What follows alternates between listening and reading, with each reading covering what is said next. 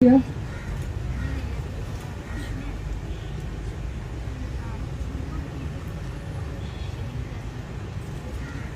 से 12 साल पहले जब मैं पहली दफा इस्लामाबाद आई थी, इसी प्रेस क्लब के सामने हमने एहतिजाजी भूख हड़ताली कैंप लगाया था। उस वक्त मेरे वालिद की जबरी गुमशुदगी को 2 साल का अरसा मुकम्मल होने वाला था और वो भी एक ट्रेन मार्च थी। उसके बाद 2013 के स्टार्टिंग में मार्च के महीने में एक और ट्रेन मार्च, जिसमें हम तमाम लापता अफराद के लवाहिकीन इस्लामाबाद प्रेस क्लब के सामने भूख हड़ताली कैंप लगाकर अंधे और बहरे लोगों को, हुक्मरानों को अपनी आवाज सुनाने आए थे। एक और मार्च की जिक्र करता चलूं कि 2013 में सितंबर के महीने में जो एक पैदल मार्च क्वेटा से कराची से इस्लामाबाद तक लापता अफराद के लवाहिकीन की क़यादत में, मोहम्मद कदीर और फरजाना मजीद की क़यादत में जब आई, इसी जगह पे, इसी सेम जगह पे हम लोग आए थे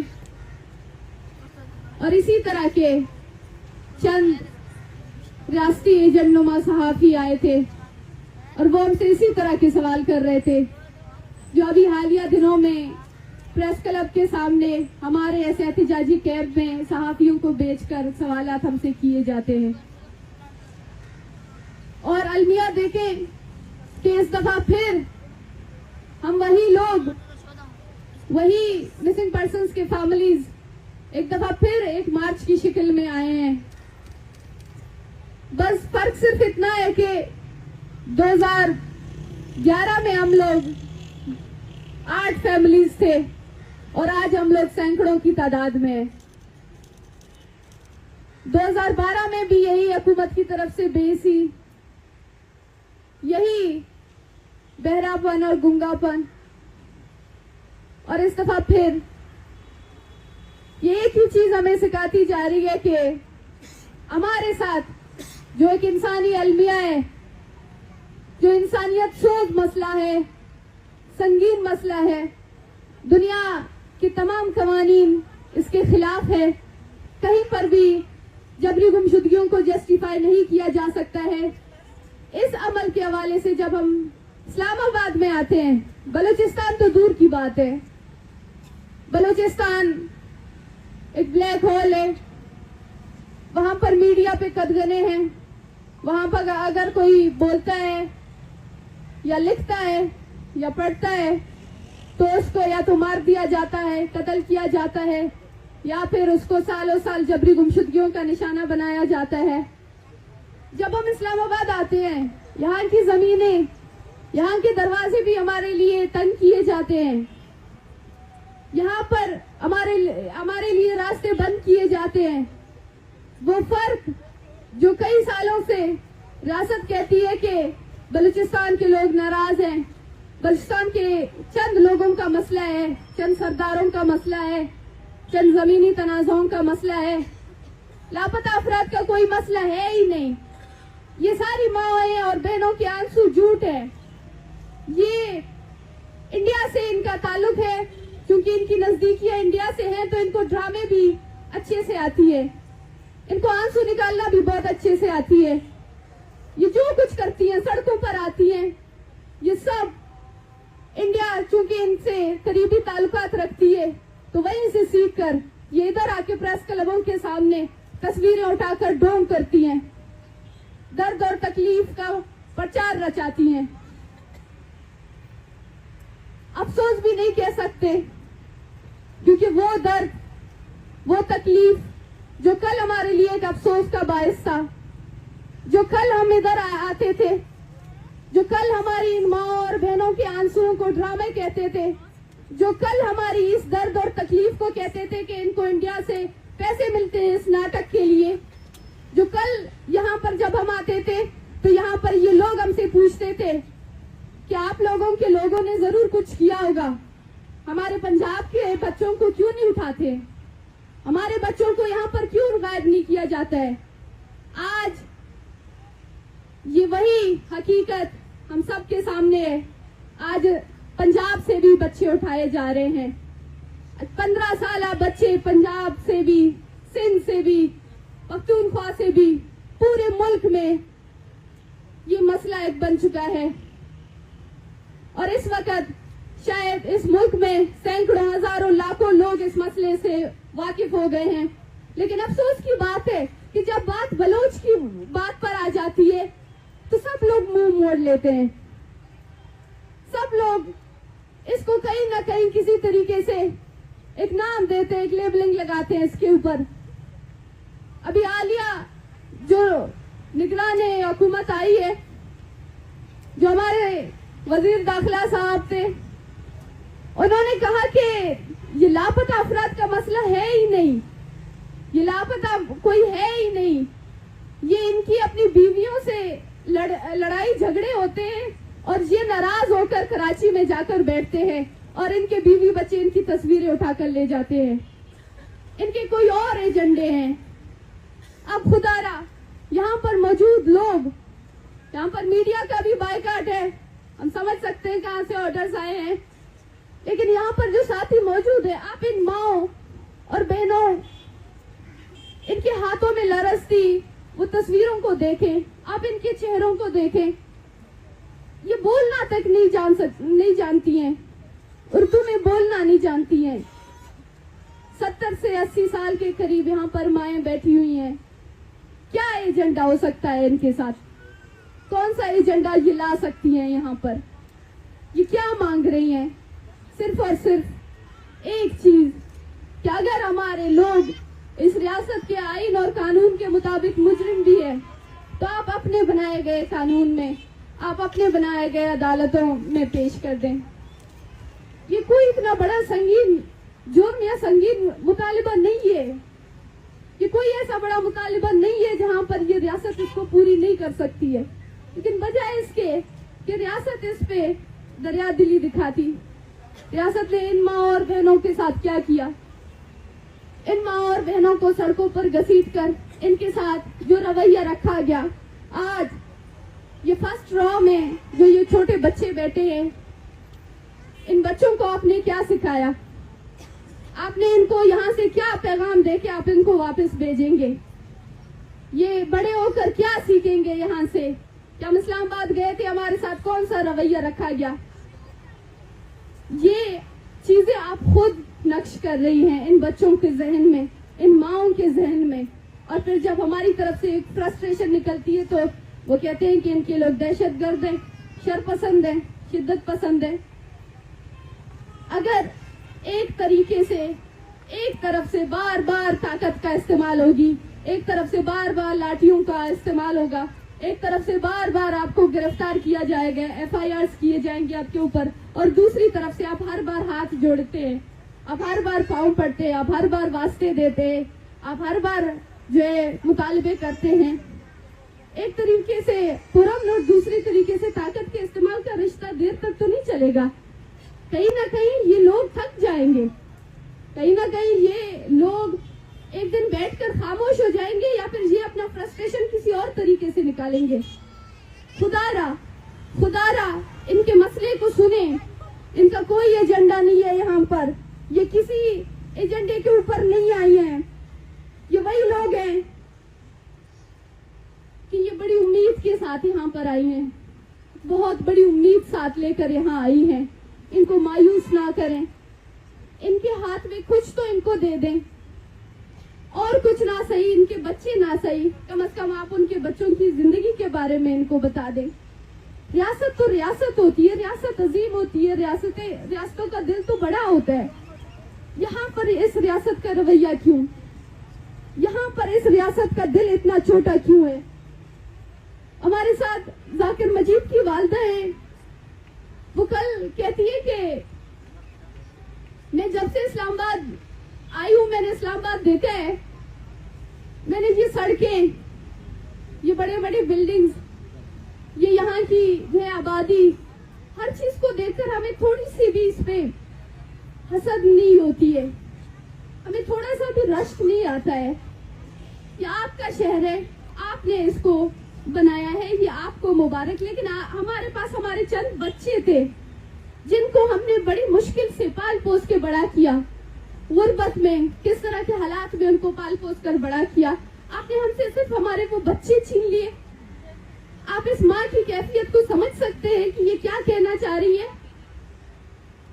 आप इसकी तकलीफ की गहराई को समझ सकते हैं कि ये क्या कहना चाह रही है? शेख बालाज की वालदा कहती है कि मैंने आज तक इस रियासत से कुछ नहीं लिया, कहीं से कोई फंड नहीं लिया। मैंने अपने बच्चों को गुर्बत में पाला है। मैंने बलोची कशीदाकारी करके अपने बच्चों को पढ़ाया है, उनको लिखाया है, उनको बड़ा किया है। किस बुनियाद पे इस रियासत ने मेरे बच्चों को मार दिया? कौन से एहसानात थे इस रियासत पे कि उसने इतनी बेदर्दी से मेरे बच्चों को कत्ल किया? ये फर्क और दर्द जो आप पैदा कर रहे हैं, ये रियासत खुद पैदा कर रही है। हमारे जो एक लेफ्टिस्ट है, वो जो कहते हैं कि पाकिस्तान में जो अलहदगी पसंद है वो वही लोग हैं जो GHQ में बैठते हैं, वो जो कैंट्स में बैठते हैं। उनके तालीमी अदारे अलग हैं, उनके रिहाइश की जगह, उनकी स्कीमें अलग हैं। वो हमारे साथ रहना नहीं चाहते। अलहदा पसंद तो वो हैं। अगर हकीकत में देखा जाए तो बलूचिस्तान को इस रियासत ने खुद अलहदा किया है। बलूचिस्तान के लोगों को आप खुद पंजाब में एंटर होने नहीं दे रहे हैं। आप ये लाइन खुद ड्रॉ कर रहे हैं कि बलूचिस्तान के लोगों के लिए पंजाब में कोई जगह नहीं है। तो इसके बावजूद भी आप वही तवक्कुआत करते हैं, आप वही चीज एक्सपेक्ट करते हैं कि मैं बार बार ताकत का इस्तेमाल करूं और बार बार दूसरी तरफ से जो है पुरम तरीके की एक रिएक्शन मिले। इस तरीके से नहीं होता है। हमें कहा जाता है कि आप लोग के लहजे सख्त हैं। हमें कहा जाता है, सोशल मीडिया पे तनकीद होती है कि ये जो आप जेनोसाइड का, ये जो आप कॉलोनी का लफ्ज इस्तेमाल करते हैं, ये बहुत बड़े अल्फाज हैं। लेकिन उन लोगों से कहना चाहती हूँ कि कभी आप लोग आए बलूचिस्तान को तो देखें। हमारी नजर में ये जेनोसाइड, ये कॉलोनी बहुत छोटे अल्फाज हैं। बलूचिस्तान इस वक्त जब्र की आग में लिपटी है। बलूचिस्तान में बलोचों की जिंदगियां जिस तरीके से महरूम किए गए हैं, बलूचिस्तान को आज एक खाई में धकेला गया है, वो हम जी रहे हैं। वो हमसे पूछें कि ना हमारे पास हमारी नींदें हैं, ना हमारे पास हमारा चैन है, सुकून है, ना हम लोग जी सकते हैं, ना हम लोग मर सकते हैं। ये हमसे पूछें। छोटे छोटे बच्चे इस चीज से मुतासिर हो रहे हैं। छोटे छोटे बच्चों की जिंदगियां यहाँ से जो रियासत निकल रही है। हमारे लोग, हमारे पढ़े लिखे लोग, हमारी एक पूरी नस्ल आज रियासती जिंदानों में कैद है और उनके पीछे उनके जो है लोग, उनके रिश्तेदार, वो जहनी मरीज बना दिए गए हैं। फिर भी आप कहते हैं कि आप लोग जेनोसाइड का लफ्ज इस्तेमाल नहीं करें, आप लोग कॉलोनी का वर्ड इस्तेमाल नहीं करें। कोई अगर आपके घर में आए, कोई अगर आपके घर में आपकी जिंदगी का फैसला करे, आपके जीने और मरने का फैसला करे, आपके रहने और खाने पीने का फैसला करे, तो आपको कैसे लगेगा? कोई अगर आपके घर में, हमारे सिर्फ चंद बलोच तलबा यहाँ पर आते हैं तालीम हासिल करने के लिए, यहाँ पर रोजाना की बुनियाद में उनकी प्रोफाइलिंग की जाती है, लेकिन वहाँ पर रोजाना की बुनियाद में दिन रात हमारे घरों में वहाँ पर फौजी एहलकार आते हैं, वहाँ पर चादर और चार दीवारी की पामाल की जाती है। वहाँ पर ये नहीं देखा जाता है कि कौन सा बच्चा है, कौन सा बड़ा है, कौन औरत है, कौन मर्द है। ये चीजें तक नहीं देखी जाती हैं। लोगों की इज्जतें महफूज नहीं है, छोटे छोटे बच्चे तक महफूज नहीं है वहाँ पर। वहाँ ऐसे इलाके भी हैं जहाँ पर आप जाते हैं और रात के 6 बजे के बाद अगर आप मर भी जाएं, कोई भी इमरजेंसी हो, आप अपने घर से बाहर नहीं निकल सकते। क्या इसको कॉलोनी नहीं कहते हैं? जहाँ पर आपसे आपकी जीने का हक, आपके रहने का हक, वो तमाम आपके बुनियादी हक, वो तमाम बुनियादी सहूलतें आपसे छीन ली जाती है और फिर कहते हैं कि बलूचिस्तान में कोई मसले नहीं है। और यही वजह है कि जब हम यहाँ पर आ रहे थे, पंजाब में जब हम आ रहे थे, इस्लामाबाद में हम जब आ रहे थे, तो रास्ता रोका गया। हम उन बलूचिस्तान में होने वाले जुल्म और जबर को बेनकाब करने के लिए आए थे। हम उन तकलीफों को, उन माओं की अजियतों को जिनको यहाँ पर ड्रामा कहा जाता है, उन आंसुओं को जिनको यहाँ पर ड्रामा कहा जाता है, नाटक कहा जाता है, हम वो दिखाने के लिए आए थे। कोई बंदूक हमारे हाथ में नहीं था, कोई हमारे हाथ में कोई बम बारूद नहीं थे, हमारे पास सिर्फ और सिर्फ हमारे लोगों की तस्वीरें थी। और उन तस्वीरों से अगर आपको इतना मसला है तो आप इस जबरी गुमशुदगी का मसला ही हल कर दें, सारा मामला खत्म। इस तरीके से क्यों आप तकलीफ में डाल रहे हैं? कुछ नहीं रह गया है इन माओं के पास, इन बच्चों के पास, इन बहनों के पास। एक आखिरी उम्मीद लेके एक दफा फिर यहाँ पर आए हैं, एक आखिरी उम्मीद लेके। खुदारा इनको मायूस ना करें, खुदारा इनको वापस मायूस होकर ना भेजें। एक दूसरी बात, हमारी आवाज को जो हर दफा रोकने की, खामोश करने की कोशिश की जाती है। मैं अपनी बात आखिर में सिर्फ ये कहना चाहूंगी कि हमने हमेशा बोला है, आपने हमारे घर के मर्दों को गायब किया, आपको लगा कि शायद इनकी घर की औरतें अपने घरों से नहीं निकली आएंगी, वो शायद आपसे सवाल नहीं करेंगी, लेकिन आज यहाँ पर जो खवातीन बैठी हैं वो ही लीड कर रही हैं, वो ही अपने मर्दों के मुकदमात लेकर इस्लामाबाद आई हैं। इस बात से आपको अंदाजा हो गया होगा कि आप गलत थे, लिहाजा अभी इस गलती को सुधारें, अभी इस गलती को सुधारने का वक्त है। आप आए, इनसे बात करें। ये वो खवातीन नहीं है जो अपने घरों से नहीं निकल सकती है, जो बात नहीं कर सकती, जो जुल्म सह सकती है, जो जबर सह सकती है। हम बोलने वाले लोग हैं, बलूचिस्तान से हमारा ताल्लुक है। हमें सबसे पहले बोलने और आजादी की बात करने की जो है हमें तलकीन की जाती है। हमें सबसे पहले इस अपनी जो है हक, अपने जो है हकूक और तमाम वो एक इंसान की बुनियादी जो हक होते हैं वो हमें लेने के लिए हमें जो है सबसे पहले उसकी तरगीब दी जाती है।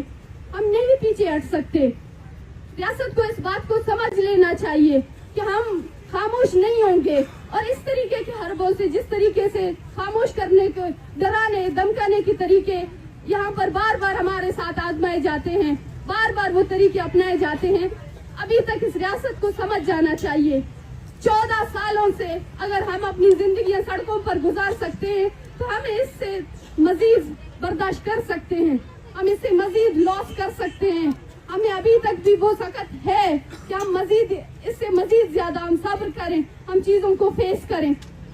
अभी तक इस बात को समझ जाना चाहिए था, लेकिन रियासत अगर नहीं समझी है तो एक दफा फिर हम यहाँ से आए हैं और ये कहेंगे कि एक दफा हमें भेजा गया तो हम हर दफा आएंगे।